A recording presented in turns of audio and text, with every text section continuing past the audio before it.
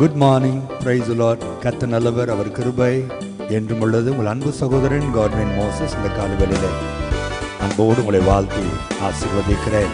கர்த்தருடைய நித்திய வெளிச்சமாக இந்த நாள் முழுவதும் உங்களோடு இருந்து உங்களை நடத்துவாராக. ஆமென், ஆமென், ஆமென். தேவனின் வெளிச்சம் என்னை ரட்சிப்பவரும் அவரே, என் ஜீவனுக்கரணானவர், நான் யாருக்கும் அஞ்ச மாட்டேன். என் தேவனின் வெளிச்சம் என்னை ரட்சிப்பவரும் அவரே, என் ஜீவனுக்கரணானவர், நான் யாருக்கும் அஞ்ச மாட்டேன். தீமை செய்கிறவர்கள் எனக்கு தீமை செய்ய விரும்புகையில், தீமை செய்கின்றவர்கள் எனக்கு தீமை செய்ய விரும்புகையில், தேவன் அருகில் நின்று என்னை காத்து கொள்வார். என்னை பகைத்தவர்கள் தேவனை அறிவார்கள். தேவன் அருகில் நின்று என்னை காத்து கொள்வார். என்னை பகைத்தவர்கள் தேவனை அறிவார்கள். என் தேவனின் வெளிச்சம் என்னை ரட்சிப்பவரும் அவரே, என் ஜீவனுக்கரணானவர்,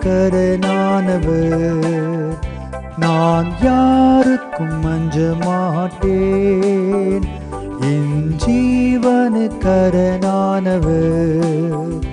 நான் யாருக்கும் அஞ்ச மாட்டேன். தேவனுடைய பிள்ளைகளை, தீமை செய்கிற ஒரு பூமியிலே நாம் வாழ்கிறோம். குறிப்பாக வேலை ஸ்தலத்தில் எவ்வளவு தீமை நிறைந்த மக்கள் இருக்கிறார்கள். பொறாமையான மக்கள். நம்ம யாரும் பாராட்டி விடக்கூடாது, நம்ம யாரும் உயர்த்தி விடக்கூடாது, நம்மை புகழ்ந்து யாரும் பேசிவிடக்கூடாது என்பதில் எவ்வளவு தீவிரமாக இருக்கிறார்கள். நாம் அவர்களை விட மேலே வந்து விடுவோமோ என்கிற ஒரு பொறாமை, ஒரு பயம். ஆகவே நம்மையில் வீண் பழிகளை சுமத்தி, குற்றம் சுமத்தி, உயர் அதிகாரத்தில் போய் இல்லாததையெல்லாம் சொல்லி எப்படியாவது நம்மை வேலை விட்டு துரத்த வேண்டும் என்று ஒரு கூட்டம் எல்லா இடத்திலும் தேவ பிள்ளைகளுக்கு விரோதமாய் இருக்கிறதை நாம் அறிந்திருக்கிறோம். ஒருவேளை நீங்கள் வேலை செய்கிற இடத்தில் கூட அப்படிப்பட்ட பிரச்சனைகளோடு கூட நீங்கள் இருக்கலாம். இந்த காலை வேளையிலே உங்களுக்காக தான் ஆவியானவர் பேசுகிறார். ஏன் தான் இந்த வேலையிலே சேர்ந்தோமோ என்று நீங்கள் வருத்தப்பட்டு கொண்டிருக்கலாம். இந்த வேலைக்கு போகவே எனக்கு பிடிக்கவில்லையே என்று நீங்கள் பயந்து கொண்டிருக்கலாம். ஐயோ, இன்றைக்கு ஆஃபீஸ் போனால் அந்த குறிப்பிட்ட மனிதனை, அந்த குறிப்பிட்ட மனுஷியை நான் பார்க்க வேண்டியது இருக்குமே, எப்படி அவளை சமாளிக்க போகிறோமோ என்றெல்லாம் நீங்கள் பயந்து இந்த காலை வேளையிலே நீங்கள் எழும்பி இருக்கலாம். தேவனுடைய பிள்ளைகளே, ஒன்றை நான் சொல்லுகிறேன், நீங்கள் கர்த்தருடைய பிள்ளைகள். அல்லேலூயா. ஒரு நாளும் நீங்கள் பயப்படவே கூடாது.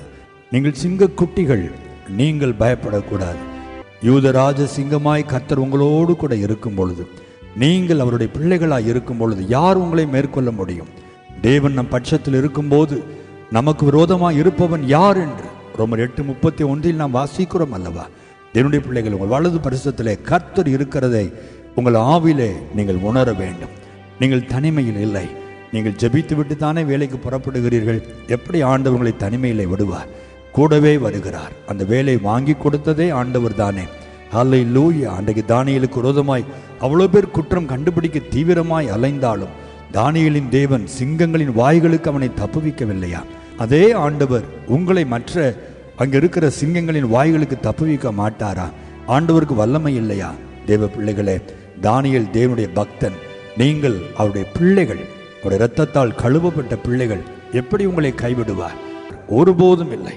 இன்றைக்கு கர்த்தர் நியாயம் விசாரிப்பார். தைரியமாக ஆண்டுடைய வலது கரத்தை பிடித்து கொண்டு உங்கள் ஆபீஸ்க்கு நீங்க போங்க. தேவ சமூகம் உங்களுக்கு முன்பாய் செல்லுகிறது. நீங்கள் அங்கு பேச வேண்டிய ஞானத்தை கர்த்தர் தருவார். நீங்கள் செய்ய வேண்டிய ஞானத்தை கர்த்தர் தருவார். உங்கள் சத்துருக்கள் வெட்கப்பட்டு போகும்படி கர்த்தருடைய வலதுகரம் உங்களோடு கூட இருப்பதை நீங்கள் காண்பீர்கள். நீங்கள் செய்வது மட்டும் ஜெயமாய் முடிவதை அங்கு இருக்கிற உங்கள் உயர் அதிகாரிகளும் சத்துருக்களும் காணும்படி தேவன் செய்வார். அல்லேலூயா. எந்த வேலைக்கு செல்ல நீங்கள் பயப்படுகிறீர்களோ அதே வேலையில் தான் கர்த்தர் உங்களை உயர்த்த போகிறார். எந்த வேலையை ரிசைன் பண்ணலாமா என்று யோசிக்கிறீர்களோ, இல்லை பிரியமானவர்களே, அதே இடத்தில் தான் தேவன் உங்களை உயர்ந்த அடைக்கலத்தில் வைக்க போகிறார். பொறுமையோடு இருங்கள், பொறுமையோடு இருங்கள். நீங்கள் தோற்று போகும்படி, திரும்பி ஓடி போகும்படி அழைக்கப்பட்டவர்கள் அல்ல, எதிர்த்து நின்று ஜெயிக்கும்படி அழைக்கப்பட்ட தேவனுடைய பிள்ளைகள். தைரியமாயிருங்கள். கர்த்தர் உங்களோடு கூட இருக்கிறார். அவர் வேலை ஸ்தலத்திலே உங்களுக்காக யுத்தம் பண்ணுவார், உங்களுக்காய் வழக்காடுவார், உங்களுக்காய் பரிந்து பேசுவார், உங்களை உயர்த்தி கொண்டே இருப்பார். தேவன் உங்களை உயர்த்துவதை ஒரு நாளும் ஒருவனும் தடுக்கவே முடியாது. கர்த்தருடைய வலதுகரம் பராக்கிரமம் செய்வதாக. ஜெபிப்போமா? நல்ல ஆண்டவரே, இந்த காலை வேலைக்காக நாங்கள் உம்மை துதிக்கிறோம்ப்பா. உடைய அன்பு பிள்ளைகள் யாரெல்லாம் இந்த காலையில் வேலைக்கு செல்ல வேண்டும் என்று பயந்து கொண்டு வேண்டா வெறுப்போடு கூட எந்தான் போகிறோமோ என்றெல்லாம் நினைத்து எழுந்தார்களோ, இப்பொழுது உடைய பிள்ளைகளை தேவன் திடப்படுத்தி கொண்டிருப்பதற்காய் ஸ்தோத்திரம். சந்தோஷமாய் புறப்பட்டு செல்லட்டும், உடைய சமூகம் முன் செல்லட்டும். பிள்ளைகள் வேலை ஸ்தலத்தில் செய்கிற காரியங்களை கர்த்தர் வாய்க்கை செய்து விசேஷித்த ஞானத்தை கொடுத்து உயர்த்தும், கனப்படுத்தும். வேலை ஸ்தலத்தில் பிள்ளைகளுக்கு விரோதமாய் உருவாக்கப்படுகிற சகல ஆயுதங்கள் இயேசுவின் நாமத்தில் வாய்க்காமல் போவதாக. அல்லேலூயா. கர்த்தருடைய கரத்தில் ஒப்பு கொடுத்து நான் ஜெபிக்கிறேன். ஆண்டவரே, அவனுடைய நாமத்தை அறிந்திருக்கிறபடியினால் அவனை உயர்ந்த அடைக்கலத்தில் வைப்பேன் என்று சொன்ன ஆண்டவர், உங்களுடைய அன்பு பிள்ளைகளை அதே ஆபீஸ்ல உயர்த்தி உயர்ந்த அடைக்கலத்தில் வைத்து என் ஆண்டவர் ஆசீர்வதிக்கும்படி நான் மனதார ஜெபிக்கிறேன். தேவ கரம் அப்படி செய்கிற அன்புக்காக உமக்கு நன்றி. இந்த நாளில் வியாதியோடு பலவீனத்தோடு இருக்கிற மக்களையும் குணமாக்கி உடைய நாமத்தை மகிமைப்படுத்தும். திருமண நாளை, பிறந்த நாட்களை காண்கிற பிள்ளைகளையும் ஆசீர்வதியும். இயேசுவின் நாமத்தில் ஜெபிக்கிறோம் நல்ல பிதாவே. ஆமென், ஆமென், ஆமென்.